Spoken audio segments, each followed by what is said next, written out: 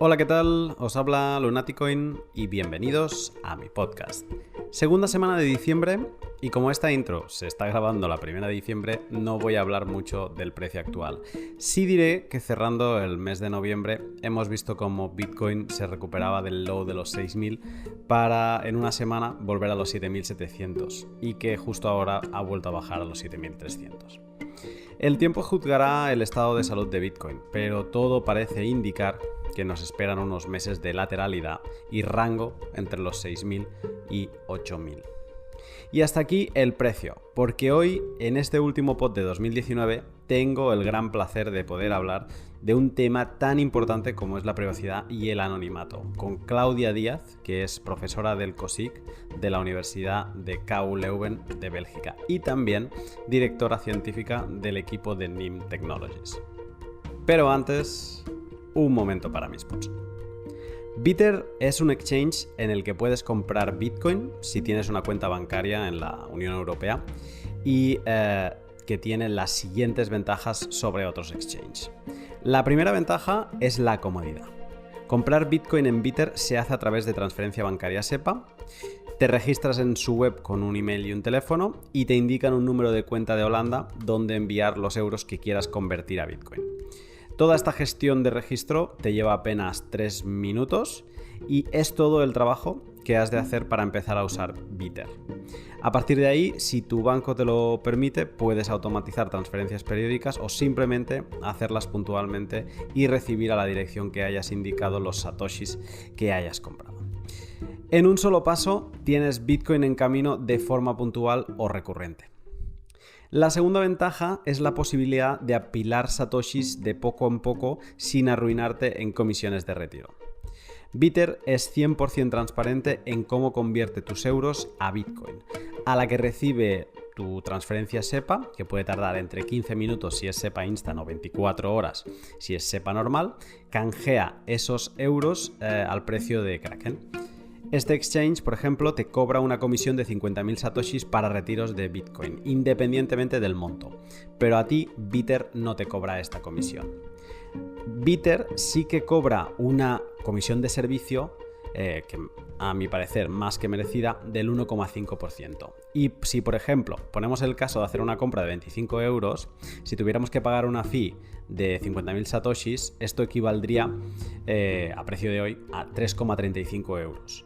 Pagando un 1,5% de fee suponen apenas 37 céntimos de euro, casi 10 veces menos de fee para este caso. No está mal, ¿no? Bitter es comodidad a precio de mercado. Anímate a apilar satoshis semanalmente con Bitter, échale un vistazo en su web, que es getbitter.com. Bitter se escribe con 2 T's, B-I-T-T-R, y ya verás que te gustará. Pues bien, hoy te traigo uno de esos pods que exprimirás y volverás a exprimir porque está lleno de jugo y de mucho valor: privacidad y anonimato. Como te decía, Claudia es profesora en la KU Leuven y sin haber asistido a ninguna de sus clases creo que debe ser de las buenas profesoras que te dejan sentado a la silla y atrapan tu atención hasta que dejan de hablar, porque eso es lo que hizo conmigo en este pod. Claudia explica con la brillantez de la sencillez conceptos como la privacidad, el anonimato, los anonymity sets, mixed networks y metadatos, y pone mucha luz sobre los límites de Tor en cuanto a privacidad. No conforme con eso, también me explica por qué Lightning Network no es una red 100% privada y por qué con casi toda seguridad nunca lo será. Una delicia de pod. Así que sin más, te dejo con el pod. Buenos días, Claudia. Buenos días. ¿Cómo estás? Bueno, muy bien. Encantada de estar aquí hoy. Y yo encantado de que estés, un pod que te llevo persiguiendo, te llevo persiguiendo desde que te conocí en Berlín, en la Lightning Conference, y me gustó mucho lo que explicaste, me sorprendió, primero de todo, luego me gustó, y bueno, y desde entonces ya te lo dije justo después que me apetecía mucho poder organizar un podcast contigo, así que agradecido por ello. Y para quien nos esté escuchando, quizá no le suene mucho tu nombre, ¿no? Claudia Díaz. Y te quería preguntar, pues si podrías explicar un poco a qué te dedicas y cuál es tu background para que acabes llegando a este mundo de Bitcoin. Ok, bueno, pues a ver por dónde empezar.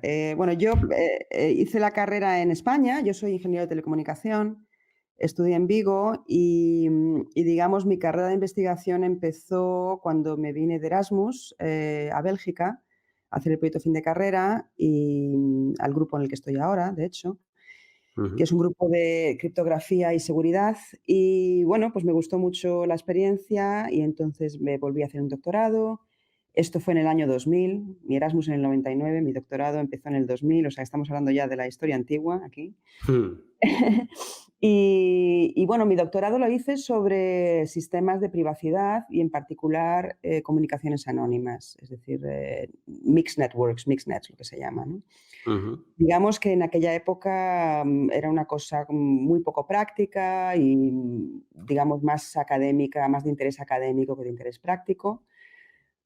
Cuando yo estaba ya acabando el doctorado, lo acabé en el 2005, salió Tor como sistema, digamos, que estaba funcionando. Yo, de hecho, conozco muy bien a la gente que ha hecho Tor, los conozco desde antes de que hicieran Tor.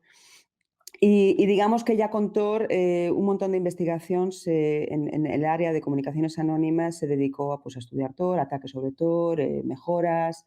Y la parte de Mixed Network, que es una tecnología alternativa que tiene mejor seguridad, pero a costa de consumir más recursos, digamos que fue un poco dejado de lado Ujú. por unos años. Yo, digamos, cuando acabé mi doctorado en comunicaciones anónimas, me he dedicado a muchas otras tecnologías de privacidad, pues, digamos, para la localización, en redes sociales, digamos, en metodologías de ingeniería de cómo diseñar privacidad en los sistemas.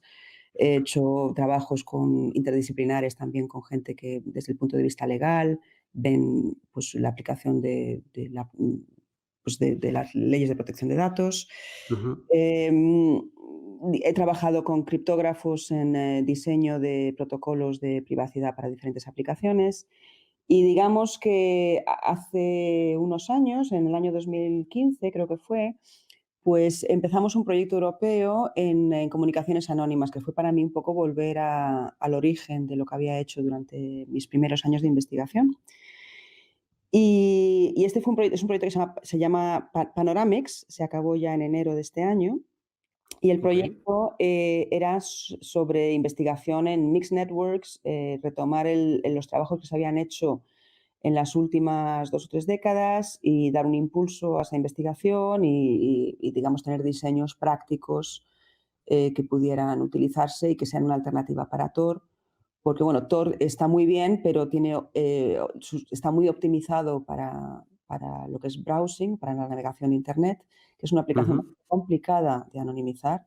Y entonces Tor, digamos que sacrifica anonimato con respecto a adversarios de red poderosos que pueden romper el anonimato de Tor para, digamos, dar servicio para esta aplicación que tiene muy poca tolerancia, por ejemplo, a que se retrasen los paquetes y tal, ¿no? Ujú. Entonces, bueno, a través de este proyecto de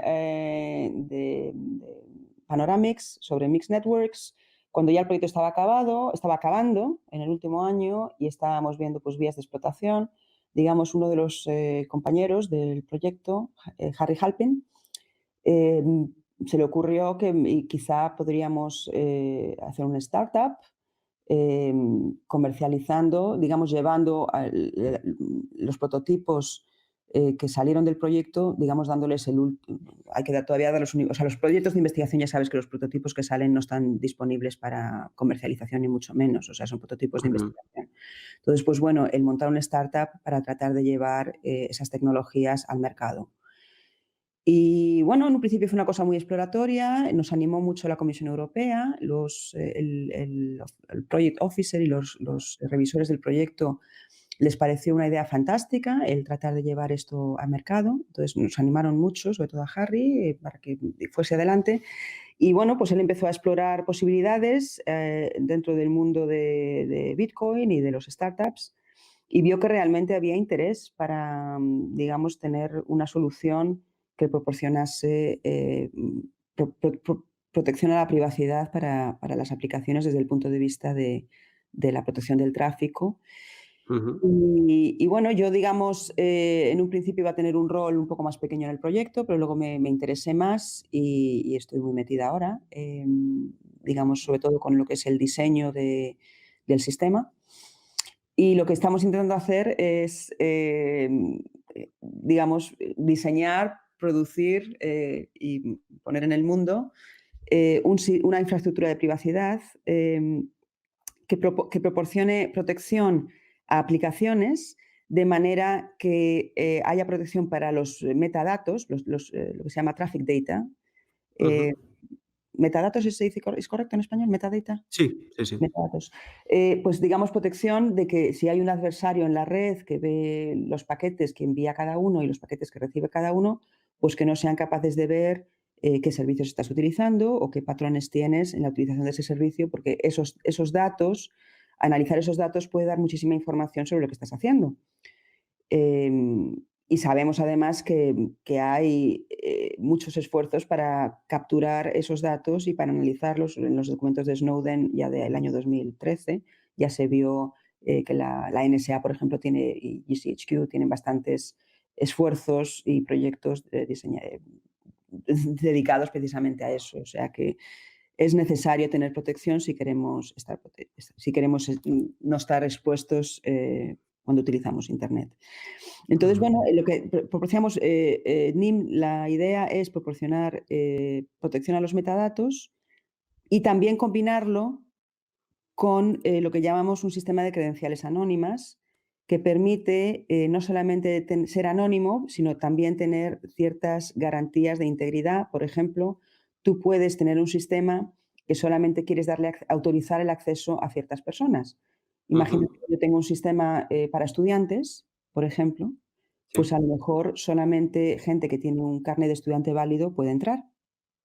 Entonces, el sistema que estamos diseñando también permite que tú tengas credenciales que demuestras propiedades de esa credencial. Por ejemplo, soy un estudiante, sin decir cuál es Ujú. tu número de estudiante o tu nombre o nada identificador, digamos, que te identifique a ti como persona, pero que sí que le dé la seguridad al servicio de que tú estás autorizado para acceder. Entonces, digamos, hay dos niveles en lo que proporcionamos. Uno es la protección de metadatos, que es lo que es el MixNet, que es, digamos, una especie de segunda generación. Es un sistema diferente, pero lo que proporciona es parecido a Tor, pero con más seguridad a costa de tener un poquito más de latencia y, y combinado con un sistema de credenciales anónimas que permite hacer pagos de manera privada o autorizaciones y autenticación de manera privada. Y en todo esto, porque hablar de estos credenciales me lleva a pensar en la identidad digital, la identidad en blockchain, Sí. ¿no? Que también se ha explotado mucho de forma buena y de forma mala también. Eh, Aquí es donde cobra importancia o donde hay un interés por este tipo de tecnologías, por blockchain, vamos a llamarle de alguna manera.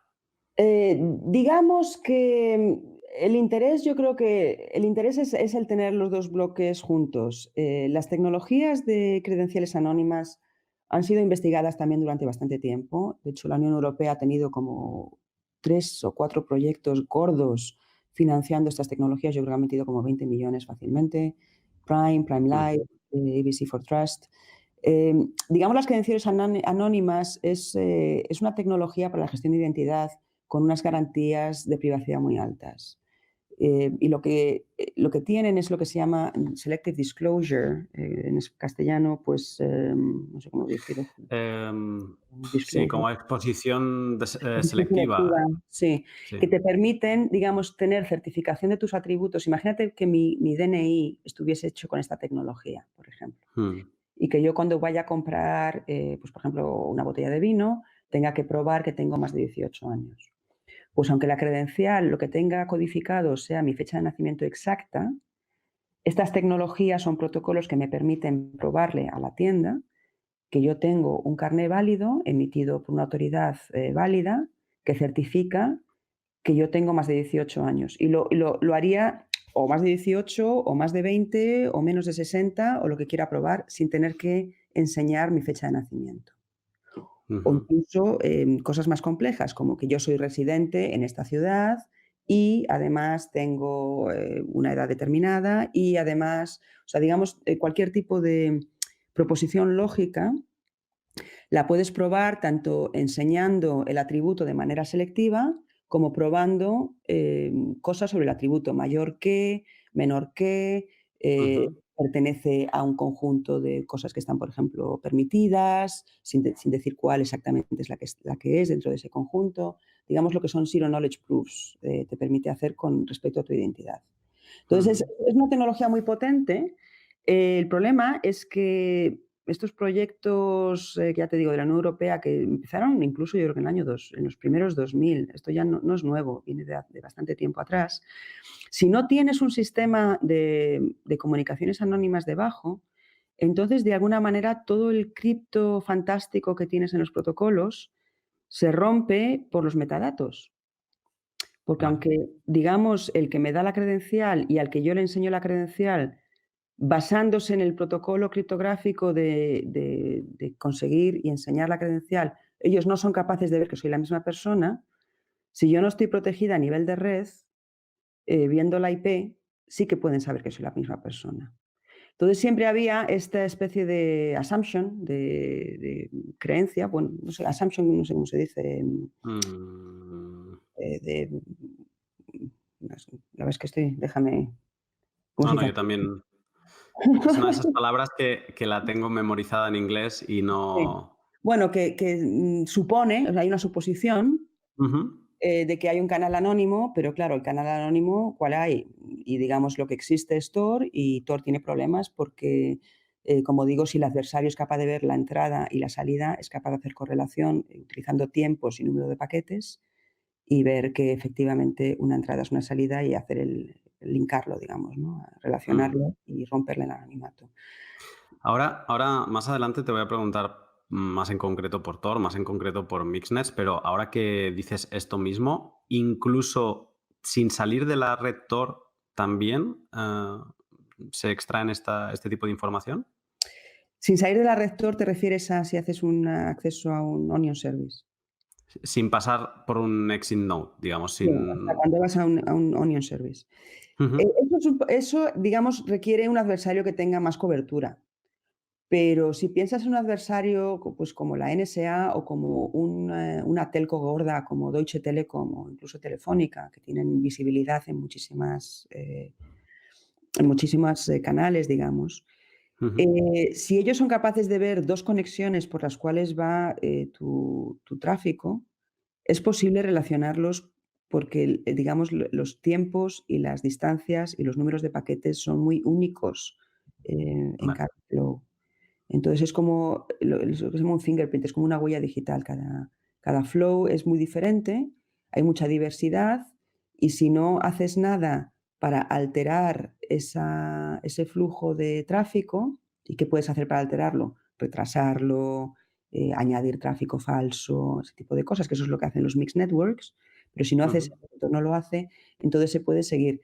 Digamos que, requiere en términos prácticos, si no estás pasando por un exit node, requiere un poquito más de esfuerzo, porque tienes que buscar en más sitios. Digamos que si sabes que algo está pasando por un exit node, pues, vigilas los exit nodes, que ya son menos de un tercio de todos los routers de Tor, y ya has Ujú. reducido tu espacio de búsqueda, digamos. Si es un onion service, que se puede acceder desde cualquier nodo de Tor, porque no tienes que pasar por un exit node, pues en ese caso tienes que vigilarlos todos y hacer análisis con todos, y entonces hay más, engorro, digamos, pero no es que no sea posible. Eh, Creo que me lo voy a pasar bien en este podcast. Eh, Antes de saltar, de embarrarnos más con la privacidad y con Tor, Mixnets y la privacidad en Lightning, eh, ¿En qué momento aparece Bitcoin? ¿Bitcoin o las criptomonedas? O sea, ¿en qué momento se cruza en todo este proceso que has explicado? ¿Cuándo? No sé si recuerdas el primer momento Sí. en que Yo soy muy apareció. nueva, con el mundo de las criptomonedas. Digamos, yo, empecé a trabajar en NIM en mayo, en abril-mayo, y ha sido casi mi primer contacto con las criptomonedas. O sea, yo, digamos, soy muy nueva en este mundo. Mm, Para mí lo que es crucial de las criptomonedas, en relación con este tipo de tecnología que estamos desarrollando es, son 2 cosas. Por una parte, es la capacidad de financiación, que, ujú. digamos, ha sido muy difícil hasta ahora. Yo llevo 20 años trabajando en tecnologías de privacidad y ha sido muy difícil conseguir financiación para tecnologías de privacidad, porque, digamos, las empresas tecnológicas tradicionales han seguido modelos de negocio basados en la vigilancia, más que nada. Es decir, modelos de negocio basados en tener, usuarios, en capturar datos sobre esos usuarios y luego muchas veces monetizar esos datos vendiéndolos a otros o haciendo perfiles o utilizándolo para anuncios, ¿no? Para advertising, que Estar es lo que. en el otro lado, básicamente. Efectivamente. Entonces, ahí es donde ha estado el gran negocio, lo que se llama el capitalismo de vigilancia, el surveillance capitalism, que sigue siendo el modelo dominante de la Internet, ¿no? Entonces, Mm. ha habido mucho escepticismo con respecto a las tecnologías de privacidad y las empresas tradicionales tecnológicas, en muchos casos, no han querido dar ese salto. Yo creo que con digamos, el mundo Bitcoin, de repente hay, una nueva fuente de financiación con una visión de la Internet que quieren, que es un poco diferente. Una visión, mucho más descentralizada de la Internet, y donde la privacidad yo creo que pasa a ser mucho más a un primer plano, porque en estos sistemas descentralizados, participar en el sistema también puede exponer tus datos y, digamos, sobre todo con el blockchain, donde ahora hay, digamos, una memoria pública donde las cosas están para siempre, pues, digamos, es muy importante que haya protecciones adecuadas de privacidad, porque si no, la exposición es importante. Es decir, estás exponiendo tus datos no ya solamente a tu proveedor de Internet Mm. o a la aplicación que estés utilizando, sino al mundo entero y para siempre. Y luego hay otra, digamos, dentro de esta segunda razón, es el hecho de que hay una explosión, que a mí es una de las cosas que más me ha sorprendido, ver la explosión de innovación, de ideas y de nuevos proyectos para crear aplicaciones descentralizadas que dan todo tipo de servicios. Y entonces es un ecosistema nuevo en el que una infraestructura de privacidad yo creo que de repente cobra muchísima mayor significancia porque tiene de repente más aplicaciones que la quieren utilizar, comparado con un mundo en el que todo está dominado por Google y Facebook, Amazon y grandes empresas que son muy centralizadas. Mm. Esto se habla mucho, pero me interesa especialmente tu opinión. ¿Por qué es importante tener privacidad? Aunque es que esta frase ya da rabia y todo escucharla, ¿eh? Pero aunque no tengamos nada que esconder, ¿por qué es Sí. importante la privacidad? Sí, es algo que hay que seguir diciendo porque, es muy fácil para la gente el caer un poco en el de: "Yo no tengo nada que esconder, por lo tanto no me importa", ¿no? A ver, lo que es privado no es necesariamente secreto, ¿vale? O sea, hay muchas cosas, Mm, em, personales, nuestras, de nuestro trabajo, que se las decimos a ciertas personas en las que confiamos, a nuestra familia, a nuestros amigos, a nuestros compañeros, o a veces simplemente a la gente que está a nuestro alrededor, de nuestro entorno, ¿no?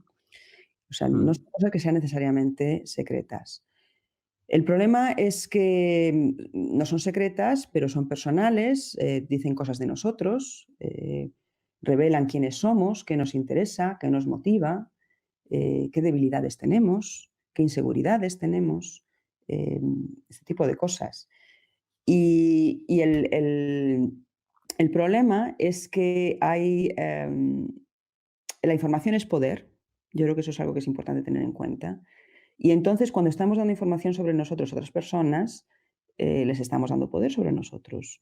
Esto, pues no es un problema si ese poder se lo das a personas en las que confías, pues gente de tu entorno que no van a hacer nada malo con esa información, pero sí es un problema cuando esa información se revela a entidades con las que no tenemos una relación necesariamente de confianza y que no tienen nuestros mejores intereses, no son una prioridad para ellos. La prioridad para Ujú. ellos es, pues, hacer su negocio, sacar dinero y si eso es bueno para nosotros, genial, y si es malo para nosotros, pues les da igual. Es decir, no es su misión y su prioridad digamos, proteger nuestros intereses personales. Mm. Entonces, cuando estamos exponiendo información de una manera tan promiscua, digamos, que permiten a todos estos intermediarios y servicios el recoger datos sobre nosotros que revelan pues cosas muy personales, tus rutinas diarias, quién es tu círculo personal, qué cosas te interesan, qué cosas te Mm. preocupan, qué cosas te angustian. Digamos que eso se utiliza para qué, o sea, ellos para qué quieren esos datos, pues los quieren para hacer perfiles, para predecir quién eres y qué vas a hacer. Y predecir, las predicciones se hacen para controlar. Es decir, yo predigo lo que vas a hacer tú, pues para poder controlar tu comportamiento y para poder incluso modificar tu comportamiento para que hagas las cosas que me interesan a mí. Por ejemplo, que compres algo que yo quiero venderte. O que votes a un candidato. O que votes a un candidato que a mí me viene bien porque en su programa tiene un punto que va a ser muy bueno para mi negocio. O, o evitar que votes a un candidato que tiene un punto que va a ser muy malo para mi negocio. Esto, por ejemplo, con Warren, ahora mismo en Estados Unidos, yo estoy viendo a ver qué pasa, porque ella está yendo a por Facebook, diciendo que va a romper Facebook. Y entonces, bueno, digamos que Facebook es uno de los escenarios donde se desarrolla la campaña. Y ahora pues van a tener a un candidato que va muy en contra de sus intereses. Y hasta qué punto, digamos, va a haber un terreno neutral ahí, ¿no? Es una pregunta Ujú. eh, que veremos cómo se responde, si se puede responder, porque luego también estas cosas se pueden hacer muy invisiblemente y es difícil ver lo que se está haciendo detrás de la cortina, digamos, ¿no? Ujú. Pero, para dejarlo claro, digamos que lo privado no es secreto y el problema es que cuando tú eres completamente transparente con respecto a otros, y no son otros que sean humanos, porque un humano también está limitado en lo que pueden hacer, lo que saben sobre ti, sino que estos otros están armados con algoritmos muy potentes que tienen datos no solamente tuyos, sino de, de muchas otras personas y son capaces de predecir lo que vas a hacer y de saber cómo manipularte, de saber qué información darte, en qué momento, para que hagas las cosas que les interesan a ellos y las cosas que les interesan a ellos no tienen por qué ser las mismas que son las que te interesan a ti. Ujú. Y, Espero dirías. haber hecho un buen caso para por qué necesitamos IA. No, fantástico. Además, me he ido apuntando como cosas, que darían para hacer como un tuit muy claro, ¿no? De privado no es secreto, información es poder, y con esta información pueden predecir y la predicción es control. Más claro, eh, no se puede decir. ¿La privacidad es lo mismo que anonimato? No, la privacidad es más que el anonimato. Yo de la manera que lo veo, yo he trabajado muchísimo en anonimato, es uno de los principales temas dentro de las tecnologías de privacidad. Yo me he dedicado muchísimo al anonimato. El Ujú. anonimato yo lo veo como algo necesario, pero no suficiente. Es decir, si no tenemos anonimato, si todas nuestras interacciones es posible ver de quién a quién van, cuándo, con qué frecuencia y con qué patrones, es muy difícil tener privacidad. Mm. O sea, piénsalo bien, si yo sé, con quién hablas, qué compras, qué miras, qué información lees, digamos, me da un mapa sobre lo que haces que es, extremadamente detallado. Entonces, yo creo que el anonimato es necesario para la privacidad, pero no es suficiente. Es decir, tú puedes tener anonimato, y aún así, digamos, no cubrir otros aspectos de la privacidad. La privacidad, tú piensas que tiene dimensiones, por ejemplo, dentro de tu vida privada, dentro de tus relaciones con los demás. Tú no le cuentas todo a todo el mundo. Digamos que a lo mejor pues a un familiar le cuentas una cosa diferente a lo que le cuentas a un amigo. Mm. Y esa gestión, de lo que te sientes cómodo compartiendo con diferentes personas, eso no tiene nada que ver con el anonimato, es decir, eso es otra cosa.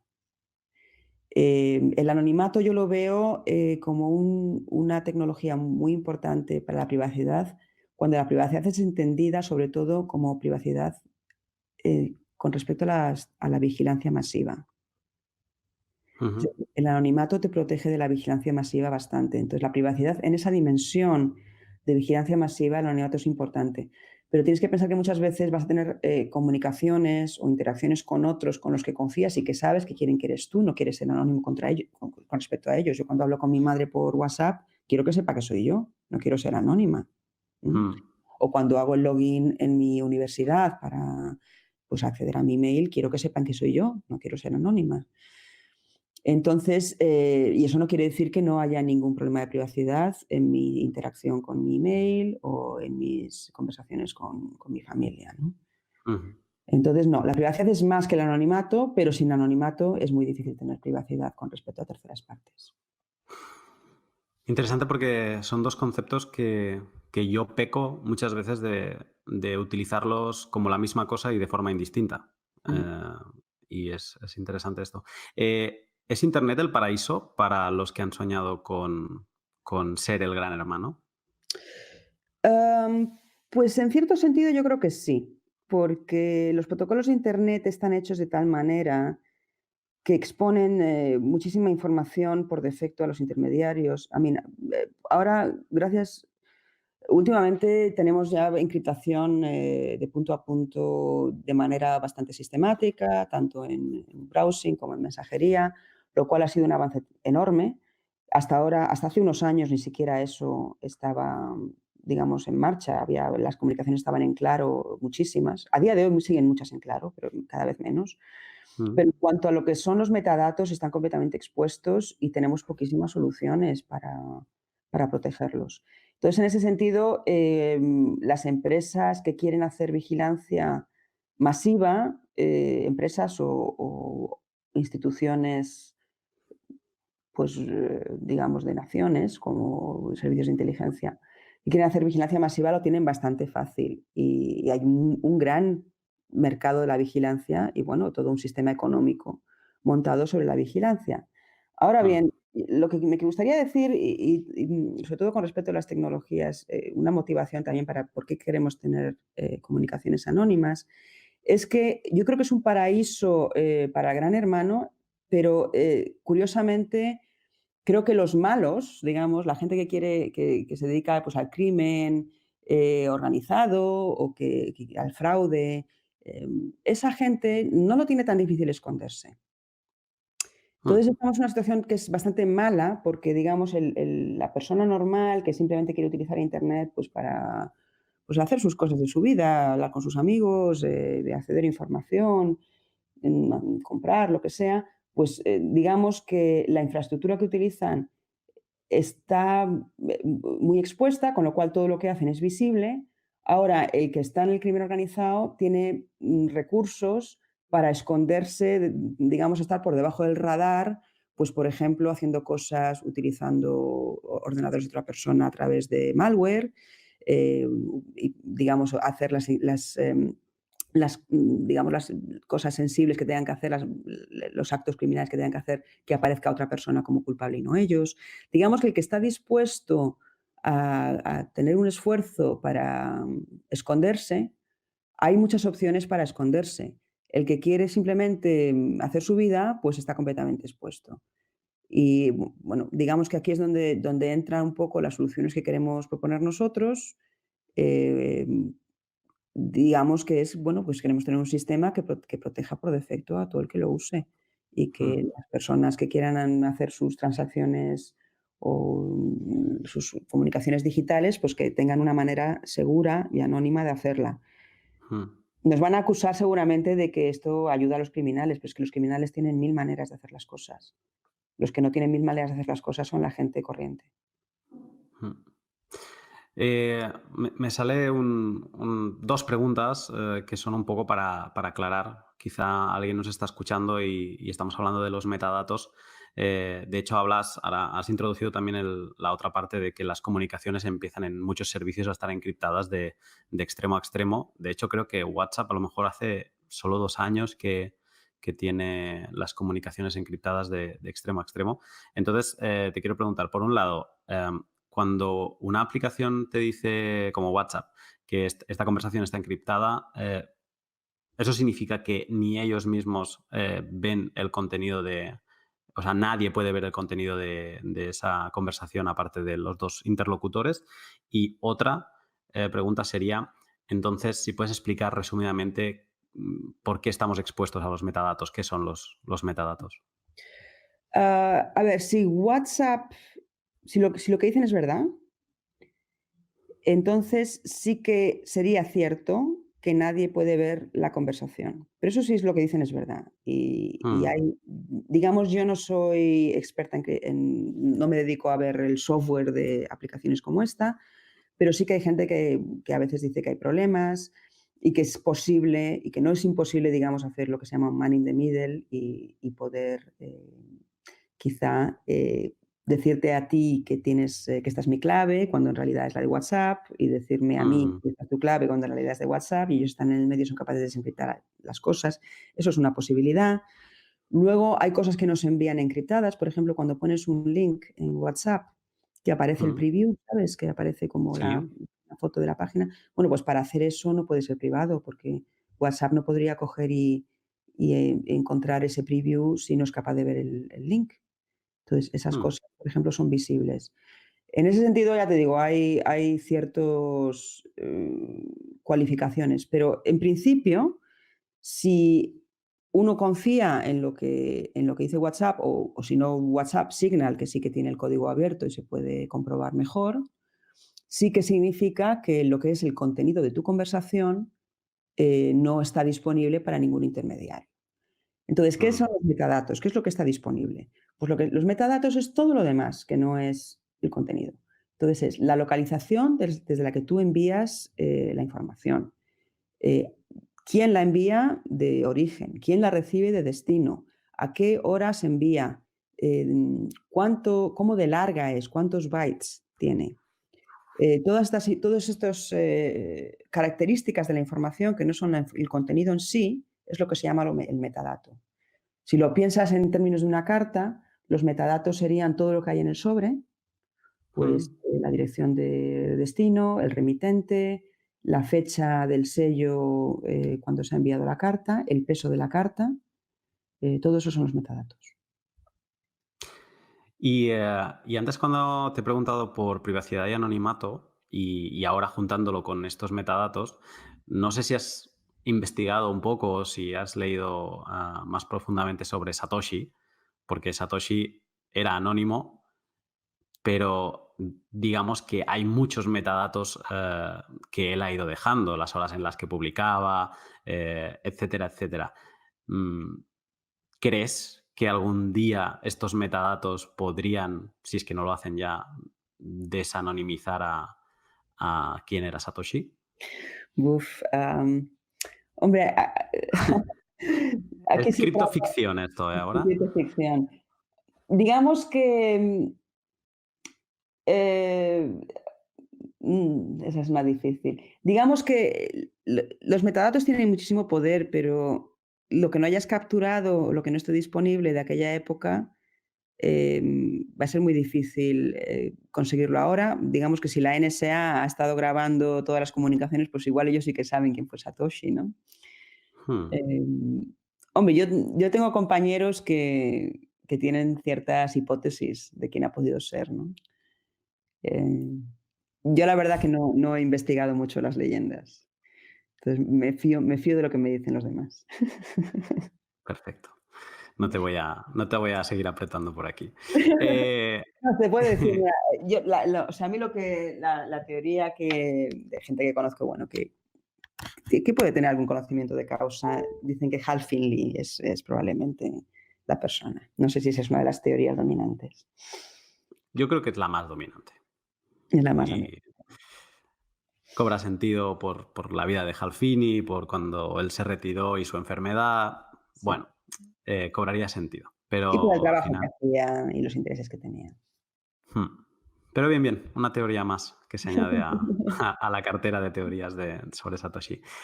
Volviendo a lo que estábamos hablando, con todo esto que hemos dicho, metadatos, Internet y el gran hermano, a día de hoy, ¿se puede ser privado en Internet si sabes lo que haces? Sí, yo creo que hay maneras, pero supone mucho esfuerzo. O sea, si ves, por ejemplo, lo que tuvo que hacer Snowden para ser capaz de sacar los datos de manera segura y que no le pillasen, digamos, luego él salió a la luz diciendo: "He sido yo", ¿no? Pero fue capaz de salir del país sin que lo hubieran pillado. Pues hay maneras, digamos, que utilizas, Tails cada vez que, usas un ordenador, de manera que no quedan trazas. Mm, Ahora mismo de lo que existe, pues utilizar Tor para todo o con Onion Services. O sea, digamos que hay maneras de hacer bastante difícil que a uno le traceen, pero cuestan muchísimo esfuerzo y aún así tampoco son al 100%, ¿sabes? mm, Depende del adversario que tengas. Pasa que muchos adversarios no tienen la capacidad de seguirte si utilizas algo como Tor. Digamos, un adversario como un país pequeño como España no tiene la visibilidad, sobre toda Internet que es necesaria para seguir tus comunicaciones. Ahora, un adversario como Deutsche Telekom, pues probablemente sí lo tenga, o la NSA, desde luego también. eh, Bitcoin en todo esto, ¿qué tan privado es? A ver, yo, no he hecho investigación específica sobre Bitcoin, pero Ujú, lo que entiendo es que la trazabilidad de Bitcoin, no es demasiado complicada, en sentido de que, bueno, en lo que es el ledger, en el blockchain se ven las transacciones ujú, y hay, digamos, muchas heurísticas que se pueden utilizar para seguir transacciones, heurísticas en el sentido de cómo la gente utiliza las cosas, que te dan ya, digamos, te ayudan pues a estrechar un poco el cerco. Y luego, si ujú, además lo puedes eso, combinar con metadatos, que lo que tengo entendido es que eso es lo que hace Chain Analysis, ¿no? Chainalysis, como se llaman, que, mm, se dedican a estar ahí de intermediarios en el peer-to-peer broadcast de Bitcoin para coger todos los datos de todos los metadatos de las transacciones que se envían y, digamos, obtener información de quién puede estar enviando qué transacción, ¿no?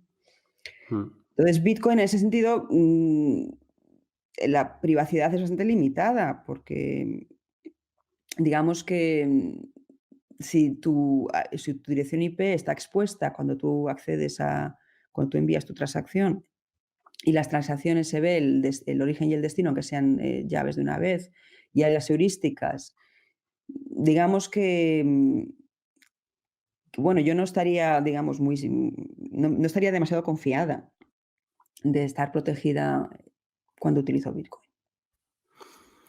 Sí, bueno, por eso ahora todas estos o gente como Nodle, ¿no? Que es para tener tu propio nodo en casa de Bitcoin, en un dispositivo independiente que no sea tu ordenador, pues por ejemplo lo que plantea es que tengas Tor de inicio, o sea que Claro, la primera vez que te conectes a Internet con ese dispositivo, o sea, la primera vez que tu nodo de Bitcoin interactúe con el mundo, sea ya desde Tor, ¿no? sí, Y intentar eliminar, pues, al menos las trazas de la conexión, ¿no? claro, De la IP.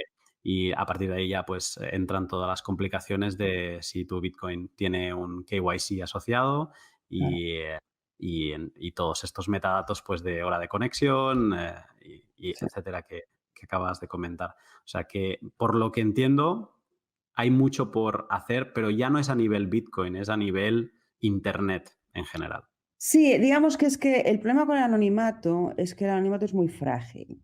Es Mm, decir, tú puedes tener un sistema fantástico on-chain, por ejemplo, Zcash tiene un sistema mm, fantástico on-chain, pero si no tienes anonimato en la red que está por debajo o en la aplicación que esté por encima, pues digamos que lo que consigues una capa lo destruyes en otra. Digamos que eso es uno de los motivos por los que en NIME estamos intentando tener una cosa multicapa, es decir, que el anonimato esté protegido tanto a nivel de red como a nivel de autenticación y pago, ¿no? Para que mm, no haya, digamos que si solo lo tienes en uno de los 2, pues el otro nivel, te mina la protección que estás proporcionando. Y con respecto Ujú, a Tor, bueno, pues, digamos, eso es a día de hoy, yo creo que es de lo casi de lo mejor que se puede hacer, el utilizar lo que has dicho, ¿no? Utilizar un túnel de Tor. Lo que pasa que Tor, como dije, está hecho para web browsing y eso quiere decir que está optimizado para tener muy baja latencia, muy bajo consumo de bandwidth, más allá de lo que necesitas para la transacción propia, pero eso quiere decir que su anonimato es bastante bajo. Entonces, de hecho, nosotros lo que estamos intentando montar es este Mix Network sí que tendría una de las aplicaciones, es el poder enviar transacciones de Bitcoin con un anonimato más alto, porque ujú, digamos que así como web browsing la gente no está dispuesta a esperar 10 segundos a que se cargue una página, eso digamos que destruye la experiencia de usuario. Si tardas segundos o incluso minutos en que tu transacción de Bitcoin sea enviada, pues eso no pasa nada, está dentro de los parámetros de latencia que no destruyen la aplicación, ¿no? Entonces, el tener esa tolerancia a la latencia hace que sea posible proporcionar niveles de anonimato muchísimo más altos de lo que proporciona Tor. ujú. Eh, Como esto es un problema de red y es un problema que empieza desde el protocolo IP, entiendo, eh, ¿tú crees que estamos a tiempo de ver algún día un Internet privado para sus usuarios? Que mantenga su privacidad. Bueno, digamos que eso es un poco lo que estamos intentando nosotros llevar adelante. A Es un poco nivel la Internet. Sí, no, la visión es crear una infraestructura de privacidad que escale que sea a gran escala y que pueda anonimizar, pues, todo tipo de aplicaciones que corran encima, ¿no? El Ujú, approach que nosotros tenemos es, un poco se parece a todo en el sentido que es lo que se llama un overlay network. ujú, Overlay network quiere decir que, nosotros enrutamos comunicaciones, a través de varios intermediarios, pues igual que hace Tor, y digamos, entre cada 2 puntos, entre cada 2 intermediarios, la fuente, el primer intermediario, el segundo, está toda la Internet por debajo. O sea, overlay quiere decir que es como, desde el punto de vista de Internet, cada comunicación nuestra es punto a punto, y lo que haces es que tienes varias comunicaciones punto a punto encadenadas desde la fuente hasta el destino, ¿no? Hay trabajos, gente en Zúrich han estado trabajando y otros en lo que se llaman Future Internet, y hay proyectos que ven cómo podríamos anonimizar las cosas a nivel de los routers de Internet. Es ujú, decir, utilizar estas técnicas no en overlay. El overlay, digamos, construye sobre la Internet que tenemos a día de hoy, eso es lo que nosotros estamos haciendo, y ujú, hay trabajos que ven cómo podríamos modificar los routers de Internet para tener una Internet diferente que proporcione protección a los metadatos, digamos, ya al nivel del TCP/IP, digamos, a ese nivel de Internet, ¿no? O sea, sería cambiar los protocolos. Es trabajo muy interesante, pero bueno, de momento yo no veo que haya avisos de que eso vaya a estar digamos, en el mundo implementado a corto plazo. ujú. Y a todas estas, se nos iluminaba la cara a muchos cuando Lightning Network se hacía más popular a inicios de año. Eh, Además, o sea, aparte de ser una solución a la escalabilidad de Bitcoin, también venía con el adjetivo de y es privado. Y por fin podremos mover Bitcoin de forma privada, lo que no hemos podido arreglar en capa uno, pues con este overlay, ¿no? Con esta capa 2 que Mm. es Lightning, podremos solucionarlo. Y bueno, podríamos intuir muchas cosas con lo que ya nos has contado hasta ahora, pero te hago la pregunta igualmente, ¿es Lightning la solución a la falta de privacidad en Bitcoin? No, desgraciadamente es bastante más complicado. La privacidad es realmente complicada, conseguirla, ¿no? A ver, Lightning, yo creo que una de las cosas quizá importantes del Lightning en sentido de la privacidad es que disminuye la visibilidad de la información para esas transacciones, ¿no? En el Mm, sentido de que en Bitcoin tienes todas las transacciones en el public ledger para siempre expuestas, mientras que en Lightning esas transacciones están sucediendo, digamos, entre dos peers, sin que haya un récord público firmado para siempre. ¿no? Entonces, en Ujú. ese sentido, disminuye la visibilidad de la información, que está muy bien. Pero, más allá de eso, tiene muchísimas vulnerabilidades desde el punto de vista del anonimato y la privacidad, ¿no?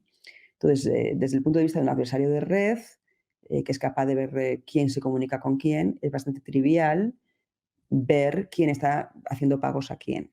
O sea, eso no es privado en Lightning para un adversario que puede ver las conexiones, porque es que ven quién, inicia un canal de pago con quién, cómo el canal de pago, digamos, se extiende hasta el destino final, cómo los mensajes van y vuelven y cómo, digamos, el fingerprint del protocolo es completamente visible, ¿no? O sea, si yo hago Mm. un pago en Lightning, los proveedores de red que pueden ver los datos de tráfico son capaces perfectamente de linkar la fuente con el destino y de romper el anonimato de la transacción. Em, Tan sí, fácil como lo sí, acabas de porque, decir. bueno, digamos, es análisis de tráfico, es decir, tú ves que yo me comunico con alguien con quien tengo un canal de pago, ves que hay unos paquetes que van de un lado para otro, ves que ese luego extiende la conexión a otro de sus canales y ves que hay unos paquetes que van para adelante y para atrás entre esas direcciones. Mm. Yo, además, tienes el grafo de quiénes son los peers, está, digamos, disponible, con lo cual ni siquiera tienes que buscar en todo Internet, sabes dónde buscar, sabes quién está conectado con quién. Ujú. Entonces, si tienes visibilidad a quién le manda paquetes a quién y cuándo se mandan los paquetes y cómo de largos son los paquetes y cuántos hay por segundo, digamos que es bastante trivial el hacer el análisis de tráfico y hacer una correlación Ujú. desde el Y punto de además vista de la con velocidad de red. Y además entiendo que con esto que estás explicando ahora, como Lightning utiliza los HTLCs, los contratos de tiempo, y que se envían un secreto, una información primero va hacia un lado y luego esta información tiene que volver para ir desbloqueando todos estos fondos, pues entiendo que aún con más facilidad, ¿no? Porque es como Claro. es la heurística en este caso es que los pagos en Lightning es una comunicación que va y vuelve. Claro, o sea, digamos, hay una huella digital del protocolo, que es Mm. tantos paquetes para allá, tantos paquetes para acá, o sea, eso es distinguible, ¿no? Ujú. Y de esto, porque ahora te quiero preguntar un poco más sobre esto, pero una cosa que a mí, de hecho, no sé si tú lo sabrás, pero de los podcasts que he hecho de Lightning, una duda que sigo teniendo es a la hora de enrutar Lightning, pues ahora tú lo decías, ¿no? Como que se sabe quiénes son los nodos de Lightning y yo mi pregunta es, cuando se enruta un pago en Lightning, eso, o sea, tú consigues hacer esa ruta porque cada nodo tiene como todo la gráfica de la topología de la red de Lightning. Yo entiendo que sí, vamos a ver, yo por lo que he leído sobre Lightning, o sea, yo no he mirado el código, pero por lo que he leído de los Ujú, papers que describen Lightning, es necesario porque, digamos que Lightning utiliza Sphinx y Sphinx utiliza lo que se llama source routing, es decir, que el enrutado se hace desde la fuente. Si yo mm, soy la fuente y voy a hacer el enrutado hasta mi destino, y mi destino no es, uno de mis vecinos, sino que está en otro punto del grafo, donde yo no estoy conectada directamente, yo tengo que saber cómo crear un camino en ese grafo hasta mi destino. Entonces, para crear mm, un camino en el grafo hasta mi destino, tengo que tener el grafo, tengo que tener las direcciones IP de los intermediarios y sus claves públicas para que no pueda haber lo que se llama man in the middle attacks, es decir, para hacer autenticación punto a punto, saber que estoy hablando con quien tengo que hablar y que llego a quien tengo que llegar. Pues eso y supone, digamos, que hay que exponer ya mucha información de base, mm, porque tú piensas que esto no es un client server architecture, ¿no? O sea, esto no es en Tor, digamos, expones a los Tor nodes, a los routers, pero es que los routers no son los clientes. Los routers son son ujú, operadores de servicio. En NIM es lo mismo, nosotros también vamos a exponer, las identidades de los mixes, pero es que los mixes son proveedores de servicio, no son usuarios. Pero en Lightning es peer to peer. Entonces, eso quiere decir que los que son intermediarios también son ellos mismos usuarios. mm, Entonces, ahí lo que pasa es que, para ser usuario hay que ser intermediario, para ser intermediario hay que exponer información, pero también expones información que eres un usuario. Entonces, digamos que eso es un poco problemático en ese sentido, ¿no? Porque no puedes hacer enrutado sin saber por dónde enviar el grafo, pero el grafo en sí mismo puede revelar información que puede ser sensible. ujú. Luego hay también Los canales privados en Lightning. Sí. Eh, l o sea, ¿el adjetivo es pertinente o es un adjetivo que le queda grande a esos A canales? ver, el canal privado, no está visible en lo que es el grafo público. O sea, si yo lo que Ujú, hago es bajarme el grafo público de Lightning y eso es todo lo que puedo hacer, bueno, pues los canales privados no los veré, ¿vale? Ahora bien, el adversario de red que te digo, sí es perfectamente capaz de ver los canales privados, porque, digamos que es capaz de ver qué nodos en Internet están utilizando, ejecutando este protocolo Lightning que utiliza estos paquetes con este fingerprint de este protocolo, ¿no?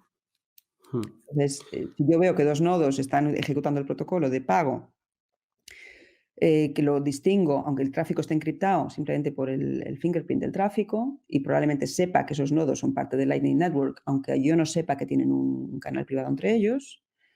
Digamos que el ver que están ejecutando ese protocolo sin que su link esté público en el grafo, pues eso me dice que lo que hay ahí es un canal privado.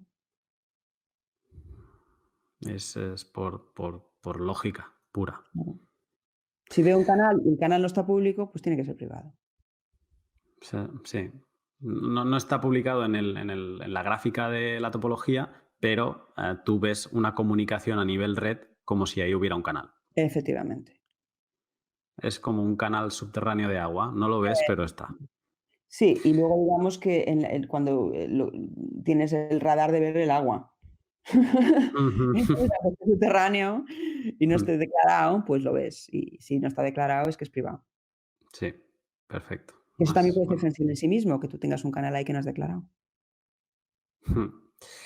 Entonces, en esta amenaza de red, claro, a mí ya se me caen todos las ideas, porque, o sea, yo sé que hay otra amenaza que ahora saltaremos, que es la amenaza del intermediario, pero en la amenaza de red, yo me había preparado como argumentos de, bueno, vamos a solucionar la amenaza de red, porque, a ver, de la misma forma que yo te hablaba de estos nodos independientes que ya se conectan por Tor, si yo estoy en Lightning también desde Tor, pero no, porque aunque estemos en Tor es lo que decías antes, tenemos todo el tema de los metadatos que Tor no A ver soluciona. a ver, hacerlo con Tor ya te sube la protección muchísimo, ¿eh?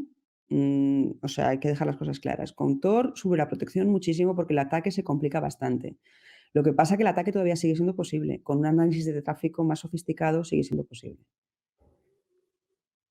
Y Mm, para hacerlo imposible tienes que tener una capa de anonimato que tenga propiedades más fuertes que Tor. vale.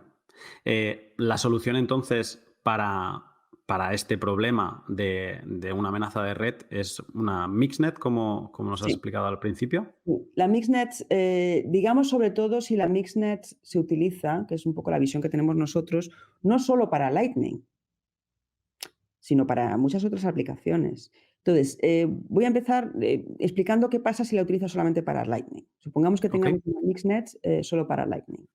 Y que sea una mixnet, pues como la que NIM está creando, que tiene unas propiedades de privacidad bastante buenas, porque en Lightning, pues digamos, hay una cierta tolerancia a la latencia y el tráfico no es tan voluminoso, con lo cual se puede tener un cover traffic que sin que gaste demasiados recursos proporcione bastante privacidad, ¿no?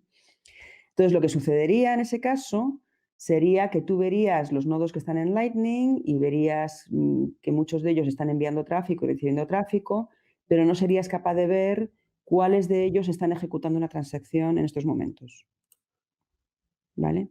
Si Ujú, además de Lightning tienes una infraestructura, que es lo que nosotros queremos, que utiliza 100 otras aplicaciones, tienes Lightning, tienes una cosa de file sharing, tienes una cosa de mensajería, tienes todo tipo de aplicaciones. ujú. Entonces, tú ves que un cliente se está conectando a la red de anonimato, y sabes que están utilizando una de las 100 aplicaciones, pero no sabes si es Lightning, otra, o qué están haciendo. Pues O sea, ahí sí que tienes mucha más dificultad. O sea, tú ves que yo me conecto a este ujú, Mixnet y que lo que sale del Mixnet, o sea, yo y mucha otra gente, claro, si soy yo sola, pues también hay un problema, ¿no? Yo y otro millón de personas nos conectamos a esta red y lo que sale va a 100 servicios distintos y no eres capaz de saber quién va a qué. Entonces, sí, me ves a mí enviando cosas, o a lo mejor es que estoy en Lightning y algunos de los receptores están en Lightning y lo que estamos haciendo es un canal de pago, pero a lo mejor lo que estoy haciendo es, ver mi inbox de mensajes o guardar mis fotos en un Dropbox que tengo privado, Mm, o no haciendo nada, simplemente enviando dummy traffic y no dejando ver que si hago algo o no. mm. Entonces, o sea, toda la estrategia es confundir y enviar datos que sean inconexos en un lado y en el Sí, otro. a ver, lo que es importante entender para entender el anonimato es que el anonimato no es o conozco tu nombre o no lo conozco, no es una cosa binaria, ¿vale?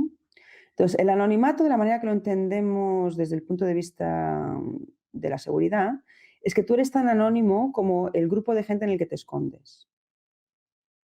¿Vale? ¿Ok? Es lo que se llama el anonymity set. O sea, tú eres tan anónimo como lo bien que te escondas en tu anonymity set. Entonces, ¿de qué depende eso? Depende de cuánta gente haya en el anonymity set. Cuanta más gente haya, más escondido estás. O sea, es decir, si yo quiero saber quién ha hecho esta transacción de Bitcoin, lo más anónimo que puede ser es, en el caso más anónimo, 7,5 billones, que son la gente que hay en el mundo. Más anónimo Mm, que eso es imposible. Si yo sé que ha sido un ser humano, más anónimo que eso es imposible. Si yo sé que ha sido un ser humano que tiene acceso a Internet, pues ya serán, no sé, pues 2 o 3 billones. Si yo sé que es un ser humano que tiene acceso a Internet y que además habla inglés, pues a lo mejor ya son unos cuantos cientos de millones. O que habla español, pues menos, ¿sabes? ujú, Entonces, el anonimato es cuánta gente hay en tu anonymity set. Y luego es no solamente el número de gente, sino cómo de probables, cómo es la distribución de probabilidad de cada uno.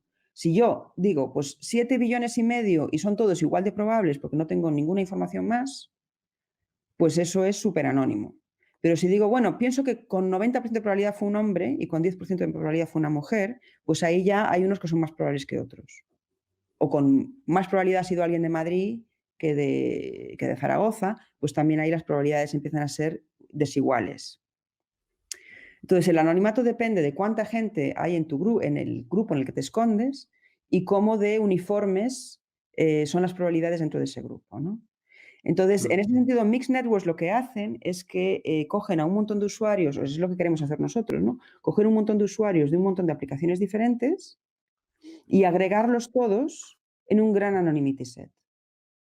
De manera que cuando tú ves a una persona utilizando el sistema, no tienes ni idea ni de qué servicio están utilizando y dentro de cada servicio qué usuarios son o qué actividades están utilizando dentro de ese servicio. mm. Y lo mismo desde el otro lado, es decir, dado que yo recibo algo de un usuario, pues no tener ni idea del millón de usuarios que hay de entrada a la red, cuál de ellos puede ser. Mm. Eso es el anonimato. Esto, en mi cabeza, mientras estabas hablando, se estaba dibujando como, pues eso, ¿no? Entran muchas cosas, salen otras, se ha roto la conexión en medio y obviamente, pues, me hace pensar en las transacciones, las coin joins, que se hacen Sí. un poco, pues, para limpiar de KYC, las monedas, ¿no? Las UTXO. Y sería un poco esto, pero a gran escala. Efectivamente, CoinJoin es exactamente ese concepto. O sea, CoinJoin lo que hace es que crea un anonymity set de N sea Ujú, 100 o lo que sea, de las transacciones que se mezclan, ¿no? Pero claro, son anonymity sets pequeños, mm.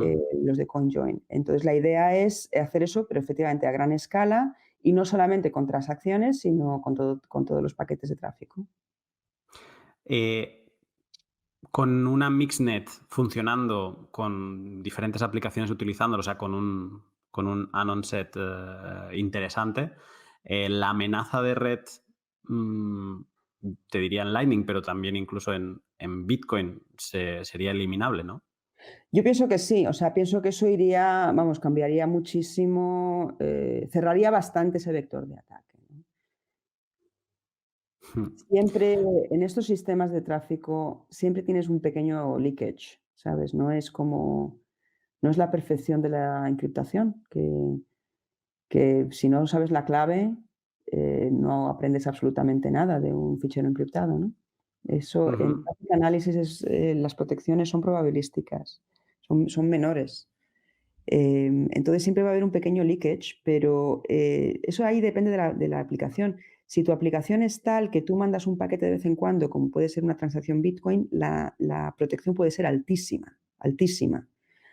La protección es menor cuando tú tienes comunicaciones que requieren, por ejemplo, enviar muchos paquetes seguidos en una sesión.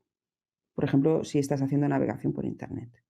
Mm, Entonces, ahí es más difícil porque si cada paquetito tiene un pequeño leakage, pero luego los paquetes están unidos dentro de la misma conexión, el leakage completo puede ser mayor que el de cada paquetito pequeño, ¿sabes? mm. Entonces, ahí es más delicado. Pero en cosas como una transacción Bitcoin, que puede ser un paquete individual y que lo haces una vez de vez en cuando, la gente no hace transacciones Bitcoin cada milisegundo, supongo, ¿no? Las hacen de vez en Mm. cuando. Ahí se puede tener una protección con anonymity sets muy, muy altos. Bueno, una buena noticia, después de todo.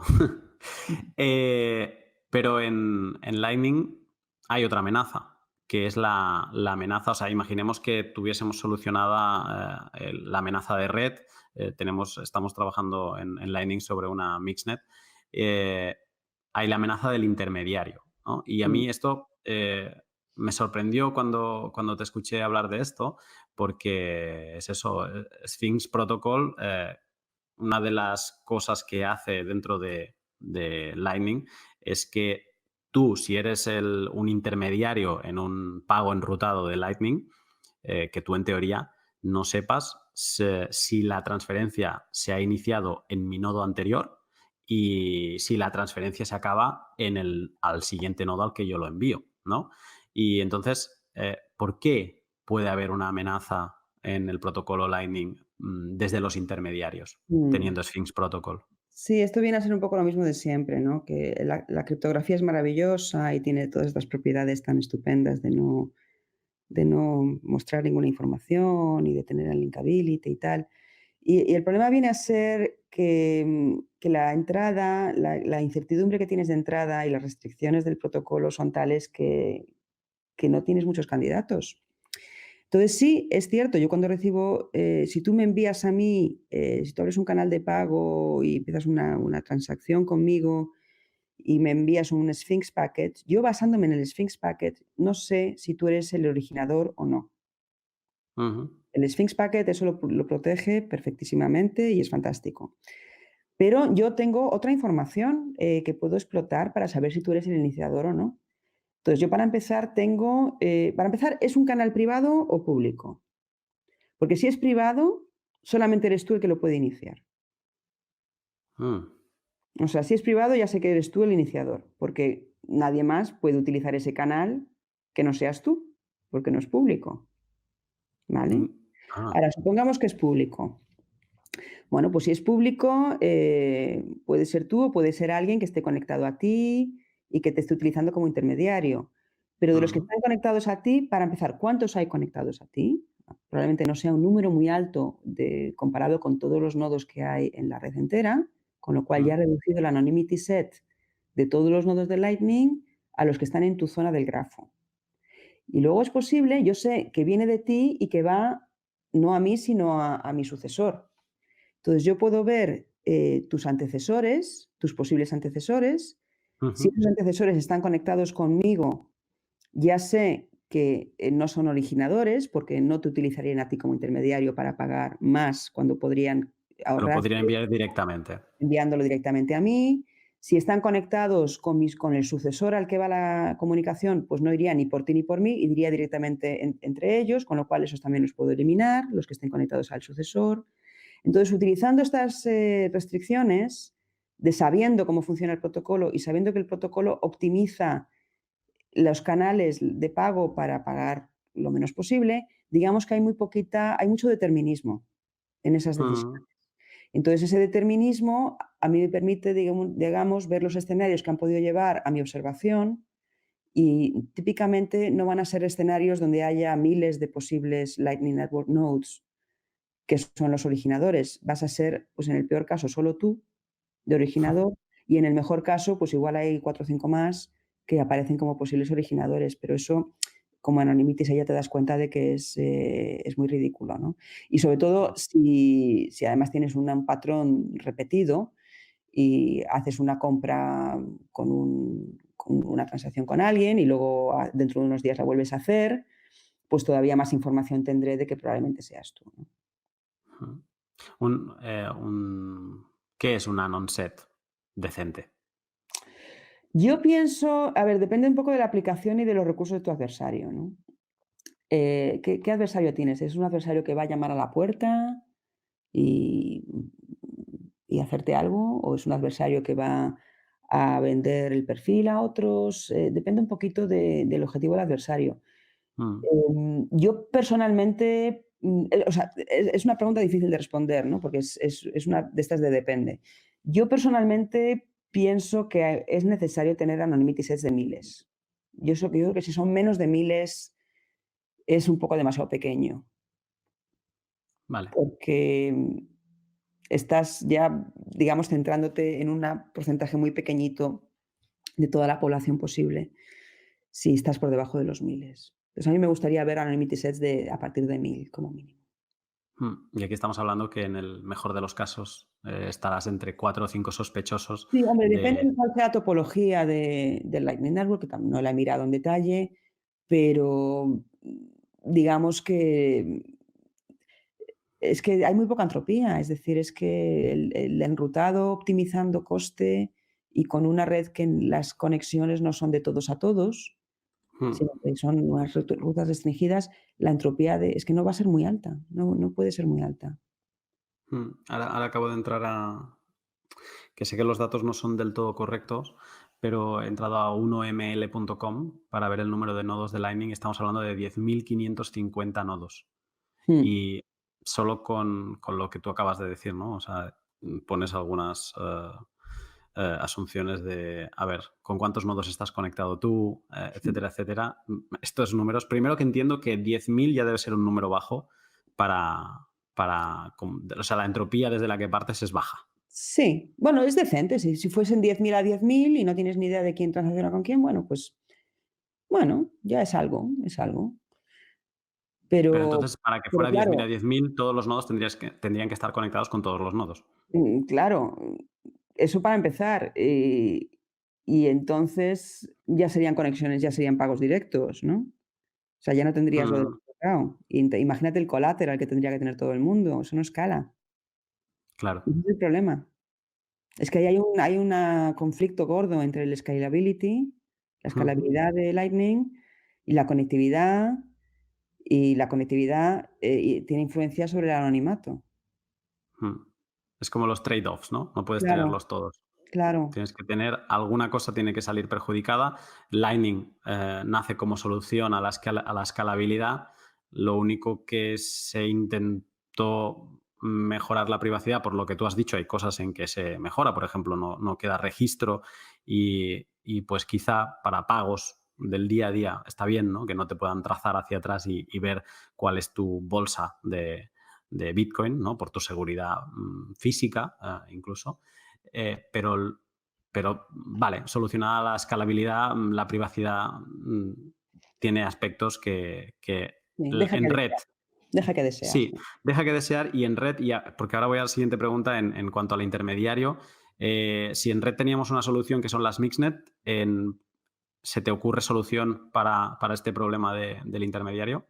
Porque este intermediario podría ser un actor malicioso. Sí, podría ser Por- un actor malicioso y es que es más, si yo fuese un actor malicioso, lo que haría sería colocarme en la red, por supuesto cuesta dinero colocarte bien en la red, pero teniendo, digamos, mucha, lo que se llama centralidad en la red para que Mm, estar en muchos de los caminos más cortos. Y si tienes una topología que se centraliza en, digamos, estrella, topología estrella, los que están en el centro de la estrella lo van a tener muy fácil para ser el único intermediario entre dos Lightning Network nodes. Y entonces tienen muy fácil el saber que, bueno, pues que Alice y Bob a través de él están haciendo una transacción. Esto es complicado porque es que tiene que solucionarlo. Yo veo que tiene que, de alguna manera, conlleva el modificar el protocolo. Es que esa entropía que no hay de enrutado es muy complicado solucionarla. Porque es que además tienes que ver, o sea, es que tienes que poner collateral, digamos que hay características del nodo y de los canales que son necesarias tener en cuenta. Lo veo muy complicado el solucionar esto, sobre todo si hay un coste por hop. Digamos que las soluciones que tenemos Ujú, para desde el punto de vista del enrutado anónimo, para ese tipo de sistema, serían que tú tengas unos canales muy largos, pues que en lugar de ser canales de 2 o 3 o 4, pues que sean canales de 100, 200, 300 hops. Pero tú ujú. imagínate,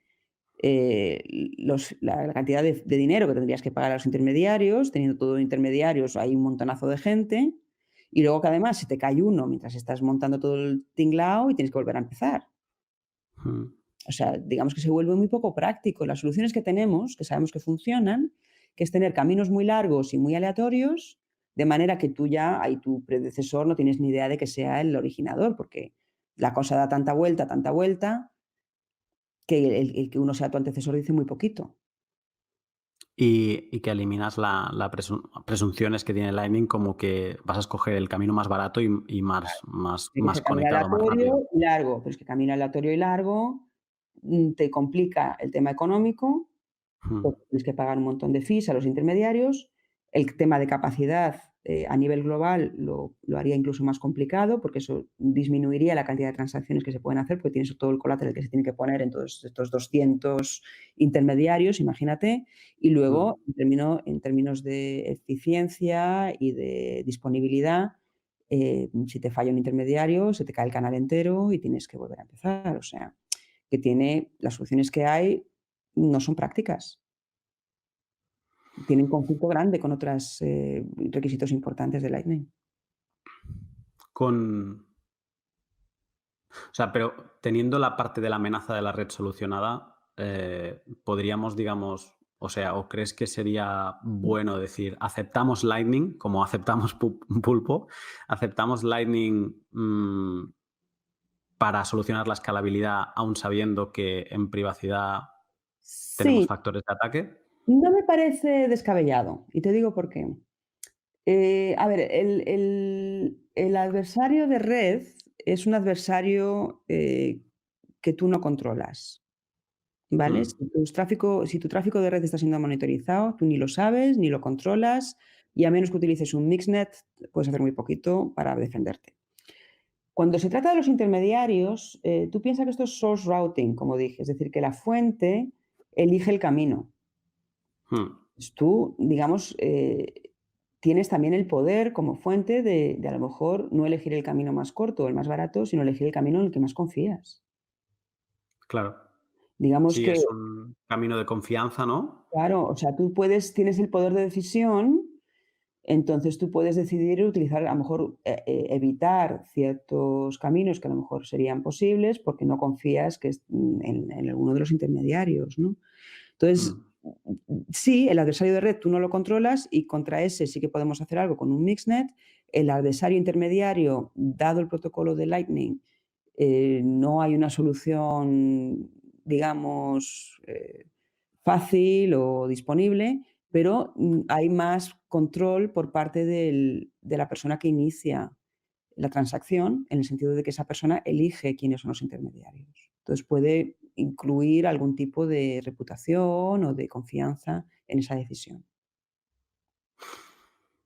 que O sea, es de uno de esos pods que recién acabó y digo, date 2 o 3 días y te lo vas a escuchar como un usuario más. Porque primero te quitas, la tensión en un tema que no domino, pues de estar aprendiendo a medida que te voy escuchando y pensando qué quiero saber más. Y sé que voy a aprender y sé que me van a salir un montón de preguntas más que me diré a mí mismo. ¿Y por qué narices no le preguntaste eso? Bueno, estoy disponible si Así me quieres que, preguntar cualquier otro día, ¿eh? no, o sea, ya esto sirva de preparación, de que te vuelva a llegar otro mensaje en breve, preguntándote alguna cosa más. Eh, Claudia, como pregunta a modo de despedida, no sé si tendrías alguna recomendación que dar a alguien que a lo mejor empieza o no, pero que está en el mundo Bitcoin para, para ser un poco más privado. Pues, a ver, en cuanto a soluciones que existen, creo que, pues, digamos, de lo que hay ahora mismo disponible, yo creo que utilizar Tor para acceder a Bitcoin es claramente la mejor protección comparado con acceder, digamos, a pelo, ¿no?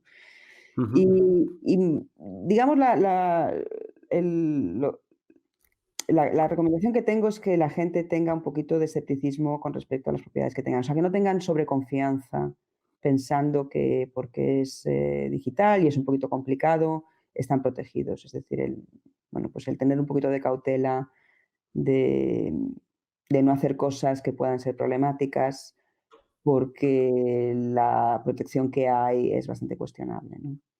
mm, Pero bueno, utilizar Tor y algunas de las wallets que hay que tengo entendido que tienen un poquito más de privacidad, creo que Wasabi tiene un poquito más de privacidad, pero mm, sobre todo tener cautela y esperar a que tengamos también soluciones más robustas para saber que bueno, que uno está protegido, de verdad. mm. No confíes, verifica, ¿no? Don't Sí, trust, verify, llevado sí. a Y todos luego, los... hay que tener también cuidado con o sea, yo también veo que, por una parte están los resultados científicos y por otra parte está el marketing, ¿sabes? Ujú, Y, por supuesto, el marketing, pues, el que quiere vender, pues, dice que lo suyo es impresionante y que funciona y tal, ¿no? Y yo pienso que muchas veces las refutaciones de eso, pues, están en artículos de investigación y no sé hasta qué punto las personas que siguen a lo mejor los blogs o las noticias de Bitcoin también están al tanto de los artículos de investigación. Yo creo que es importante dar credibilidad, pues, a artículos, sobre todo los artículos buenos que aparecen en buenas conferencias de seguridad, buenas revistas de seguridad. Son, trabajos que están bien revisados y que son bastante sólidos, y creo que hay que, bueno, que dar credibilidad a esos trabajos que tienen una base científica sólida por encima de, digamos, comentarios más, eh, no sé, menos fundados, ¿no? Que puede haber muchas veces en discusiones que no están tan fundadas. mm.